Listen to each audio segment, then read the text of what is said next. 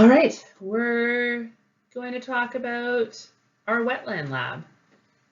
And typically, we would have a wetland lab where I would teach this lecture during lecture along with the other wetland PowerPoints. And then we would meet in Laurier Woods at a wetland and I would do the demonstrations in situ there. But because we can't do that, I'm going to try and send you off to your own wetland. So I'm going to try to explain as much as I can here, and we'll have a synchronous session where I can do some demonstrations and explain as much as I can there as well. This is a picture of one of my past years of students running a line transect through a wetland in Laurier Woods. And you can see they've got the tall shrubs or trees behind them where the wetland boundary is, and they're heading into the wetland itself. So since you can't come to this wetland, so this is a section of Laurier Woods where we usually do our study, but I'm hoping that you guys all have wetlands near you that maybe you can use in lieu of this wetland. Worst case scenario, I can think of at least 4 roads with wide ditches where it's a wetland and you can see a transition from a grassy field into a cattail wetland and then submerged plants with some water in the middle. And maybe that's what you can find. If you can get it to be more than 10-meter transects, that would be awesome, but I totally understand if you work with what you have. And maybe if you can only have 5-meter transects, maybe do more of them. Rather than just 3 transects, do 10. But see what wetlands are available to you, and they have to be accessible. I don't want people trespassing or getting in awkward situations or dangerous situations. Please be careful. Yeah. So I'm going to keep going. The week before this presentation, I'm going to teach you about line transects, but just as a reminder, line transects are when you just run a line through a habitat, and typically it is a habitat with a gradient of some kind. So you're going to sample along that gradient, and it's great in wetlands. You also see the along ocean shorelines where you have your upland plants, and then as the water table changes, you see a transition from upland plants to water tolerant plants to outright floating vegetation. And you want to run your transit line along that gradient. So you don't want to run your transit line parallel to that gradient and just have all cattails. You want to run it perpendicular to that gradient. So you're seeing the transition from trees to grasses to cattails to floating plants. So here's where we used to do our study, and what we would do is we find that wetland and we find our boundary. So you can see quite clearly here are the broadleaf deciduous trees of the upland, and here's all the cattails, and here's the open water. So this is our wetland boundary. Oh, it won't let me go back, I keep forgetting. And we would run our transit lines across. So let's see what happens when I do this. There we go. So here's our wetland boundary. And then set up a transit line, perpendicular. So it's running, like I said, from the trees, through the graminoids, through the cattails, and into the floating plants. This one is ending at about 2 meters depth. When you run a wetland analysis, you typically go from where the upland boundary is right to 2 meters of depth. But your safety is key here. Last year, the North Bay Conservation Authority would not let us go in the water, so the students were not allowed to get deeper than their rubber boots, like ankle deep was it. And the year before, I had to bring life jackets. So the North Bay Vegetative Conservation Authority is very cognizant of people being near water and that drowning can happen in the shallowest of waters. So I want you to be safe. If you're comfortable going to knee-deep water, awesome. If you're only comfortable ankle deep, do what you can. Don't be unsafe, right? So along that transit line, you're going to record the plants. So last year we recorded plants every 20 centimeters, but if you're looking at vegetative forms, you might not be every 20 centimeters. It might be just like grass, grass, grass, grass, grass. It's all the same. And then, oh, here is the flowering plant. This is a ground cover. It's something different, and recording that. We'll get into that. But you want to do more than one, right? So we repeated it 3 times. Typically in the 2-hour class, some people get 3, some people only get 2. A couple times people have gotten 4, so it all averages out. And maybe if you have a really wide habitat, you only do 2 or 3, but if you have a really narrow habitat, you do 5 or 6. So we'll see how it goes.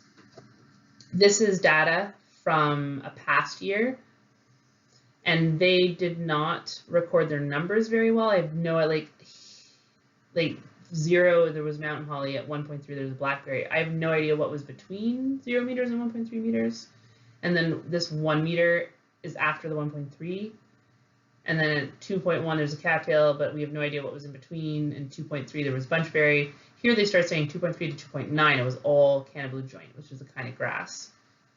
So find a system that works and make sure it is understandable. Because realistically, only you need to understand your data, but it would be nice for other people to understand your data as well. And then I've included your common names, which you may or may not be able to find. Hopefully you can find all the common names. The family names are usually easier. The forms, we're talking about that later. Everyone will be able to get the forms. So no matter what, this is something you guys are going to be able to do. So we'll talk about forms. Vegetative communities. Rather than looking at your habitat as all these different species and trying to ID every single plant down to the species, which I don't think you're able to do on your own without my help. Maybe you can, but it's going to be a lot of work to try to pick every single species and ID every single species. So we're going to look at that habitat as a collection of communities, and each community is a collection of plant forms. And this is how the Ontario Wetland Evaluation System works. They're trying to teach a lot of people how to evaluate these wetlands, and not everyone is going to be a botanist. Not everyone is going to be able to identify every single plant species accurately. So you can get an assessment of the diversity of that wetland based on the diversity of the plant forms. So I'm going to explain that a little bit more. Here are the plant forms. These are those codes that we were seeing on the spreadsheet. And this is what they mean. And I'm going to, rather than read them out here, I'm going to go to the next slide and show you the pictures. So we start with our trees. So trees have to be greater than 6 meters tall. We talked about this in lecture, right? So deciduous trees and coniferous trees, hardwoods and conifers, dead hardwoods, dead conifers. Sometimes you know, sometimes you don't. Sometimes you have to guess based on what the trees are around. And then tall shrubs and low shrubs. So if you have woody tissue that is less than 1 meter, you've got a low shrub. If you have woody tissue that is between 1 meter and 6 meter, you've got a tall shrub. And if it's greater than 6 meter, you have a tree. This is a slightly different definition than foresters use. It's a slightly different definition than we use in ecosite assessment with Joe Boivin's ecology course. But this is what the Ontario Wetlands System uses. And then we have GC for ground cover or herbs. And this is a huge group. This is all of the flowering plants almost, like irises and asters and daisies and bunchberries, but also ferns. It's a huge encompassing group. But as a habitat, they're fairly similar.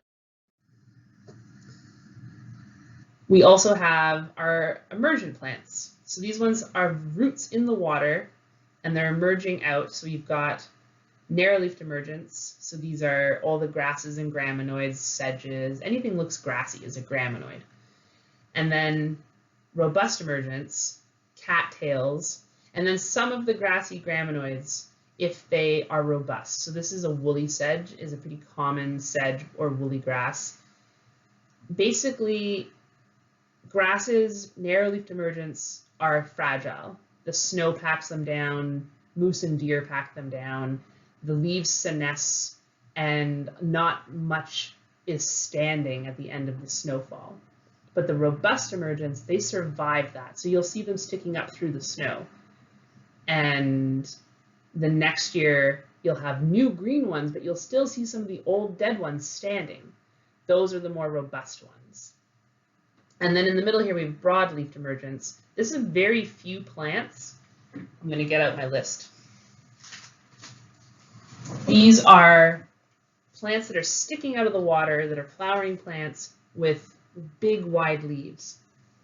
So my broadleaf emergence, pickerel weed, arrowheads, water plantains, and water arum. Pretty much that's it. Like water irises, like the purple blue flag iris, is not a broadleaf emergent.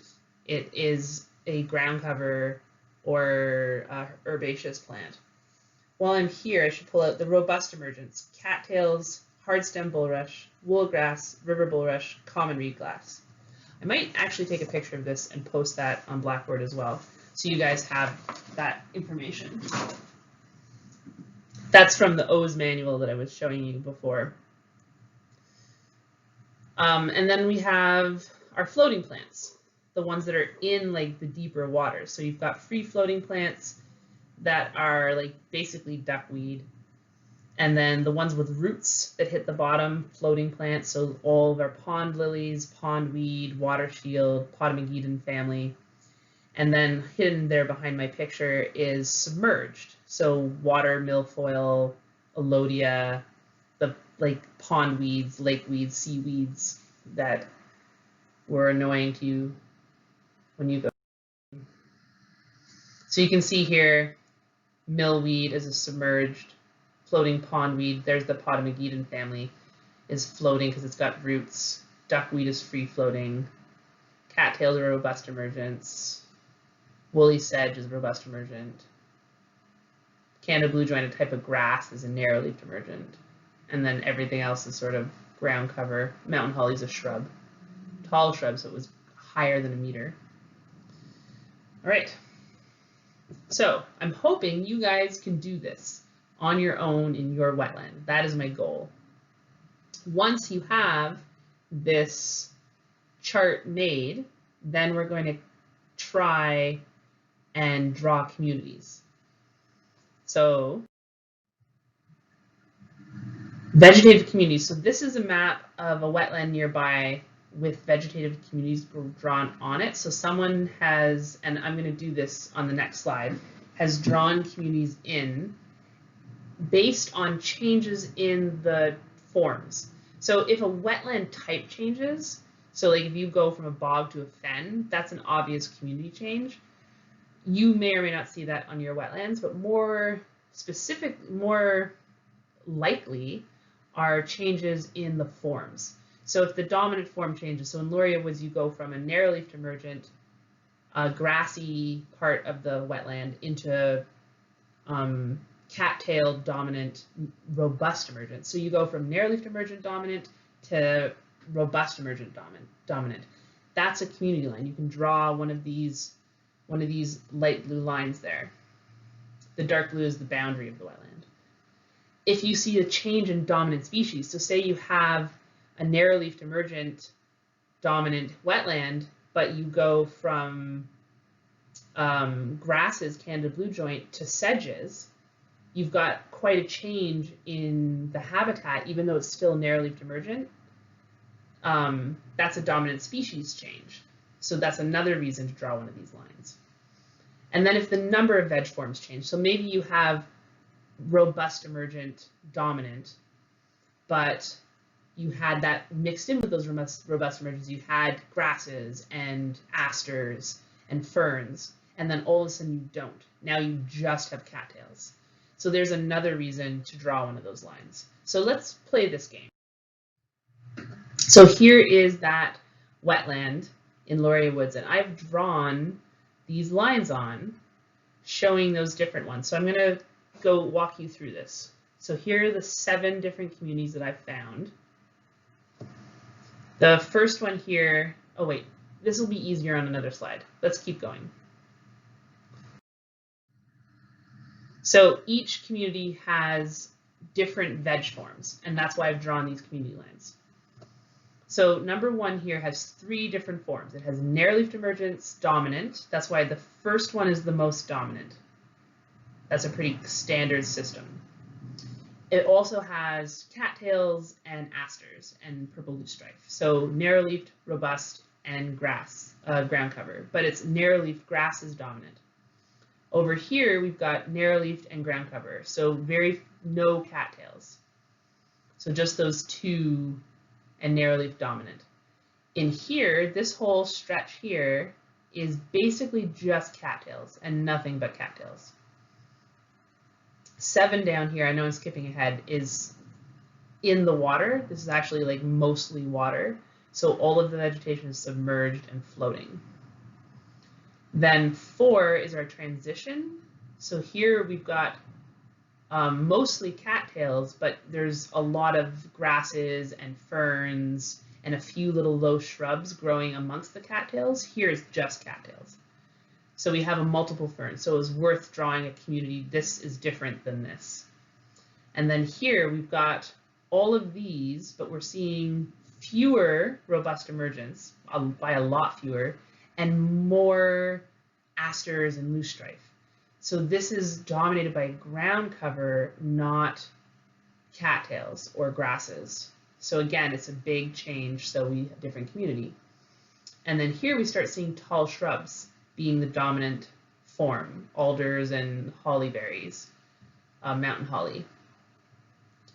So those are our communities, those are where I've drawn it. So you can do this with your wetland, you can find it on, like this is just me taking a picture off Google Earth, or you can draw it on your own, map it out based on your transect lines. You'll see these patterns emerging as you walk across your wetland. And you can write them down as you go. You don't have to make a map like this. It is fun to make a map like this, though, depending on what you like to do. Yeah. So then I've taken that data, and I'm going to analyze it. Again, I don't expect you to do this per se. You do have to write a wetland report based on what you found.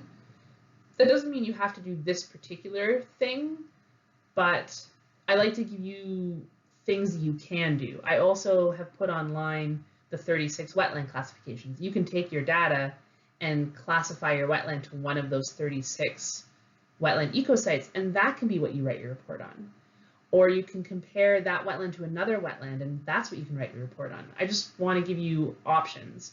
So this is one way you can analyze your data, is how diverse is it based on the forms. So it wants you to know the number of communities with 1 to 3 forms. So we had 4 communities, or 5? 5. I'm only counting 4 now. I apparently can't do math. 1, 2, 3, 4, 5, 6, 7. Yeah, there's only 4. We had 4 communities. Oh, Oriana. With 1 to 3. So 3 forms, narrow leaf, robust, ground cover. 2 forms, narrow leaf and ground cover. And this one was submerged and floating. Then we had 2 forms with, oh, it is 5. This one just didn't get colored. This one had 3 as well. That makes more sense. And then we had 2 that had more than 4, 4 to 5, and we didn't have any with 6 forms. So there's none of these had more than 5. So 0. So then we can add those in here.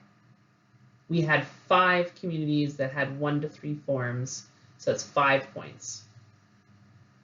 And we had 2 communities that had 4 to 5 forms, that's 3.5, and then we had 0 on this one. So when we add those up, we've got 5 plus 3.5 plus 0 equals 8.5 out of 45.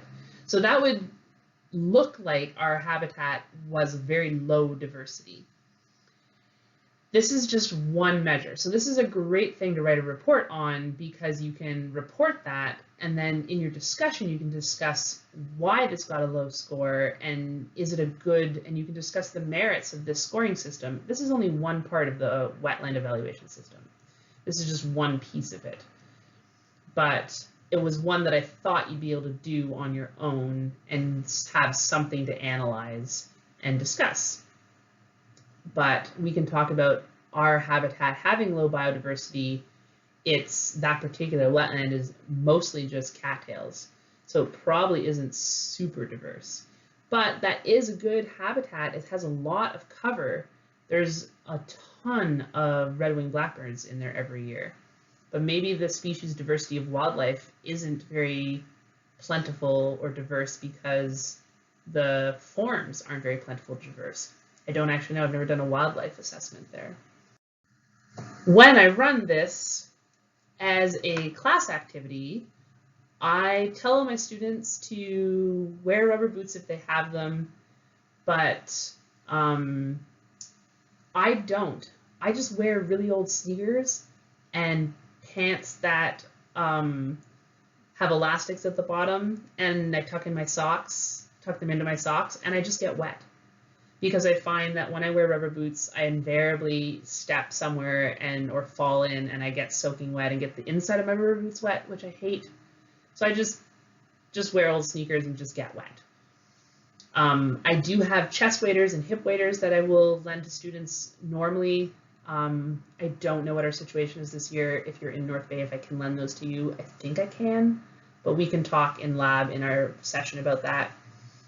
But what you are going to need to run this successfully is a clipboard and recording tools. I've put a spreadsheet on, not a spreadsheet, a Word document on Blackboard with those headings that you can use, or you can change it to what suits you.